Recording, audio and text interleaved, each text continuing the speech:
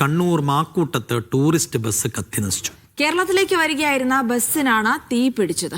Bus പൂർണ്ണമായും കത്തി അമർന്നു, ആളപായമില്ല. വിജീഷ് ഗോവിന്ദൻ വിവരങ്ങൾ നൽകും.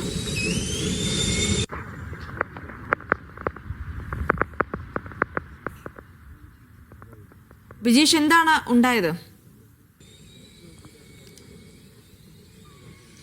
ജിൽസി, ഇത് വീരാജപേട്ടയിൽ നിന്ന് മാക്കൂട്ടം വഴി ഇരിട്ടിയിലേക്ക് വരികയായിരുന്ന ഒരു സ്വകാര്യ ടൂറിസ്റ്റ് ബസ്സിനാണ് തീപിടിച്ചത്. പുലർച്ചെ 6:30 ഈ അപകടം സംഭവിച്ചതെന്നുള്ളതാണ് ലഭ്യമായിരിക്കുന്ന വിവരം. ടൂറിസ്റ്റ് ബസ്സിനകത്ത് ആൾക്കാരുണ്ടായിരുന്നില്ല. ഡ്രൈവറും അതുപോലെ തന്നെ ഒരു സഹായിയും മാത്രമാണ് വണ്ടിയിലുണ്ടായിരുന്നത്. വണ്ടി പൂർണ്ണമായി കത്തി നശിച്ചിട്ടുണ്ട്. വലിയ തരത്തിലുള്ളൊരു അപകടം ഒഴിവായത് ആൾക്കാരില്ലാത്തത് കൊണ്ട് മാത്രമാണ്. ഡ്രൈവറും സഹായിയും ഓടി രക്ഷപ്പെട്ടു എന്നുള്ളതാണ് ലഭ്യമായിരിക്കുന്ന വിവരം. വീരാജപേട്ടയിൽ ആളെ ഇറക്കിയതിന് ശേഷം ഇരിട്ടി നീർവേലിയിലേക്ക് വരികയായിരുന്ന വണ്ടിയാണ് ഇത്തരത്തിൽ കത്തി നശിച്ചിരിക്കുന്നത്. പൂർണ്ണമായി വണ്ടി കത്തി അമർന്നു.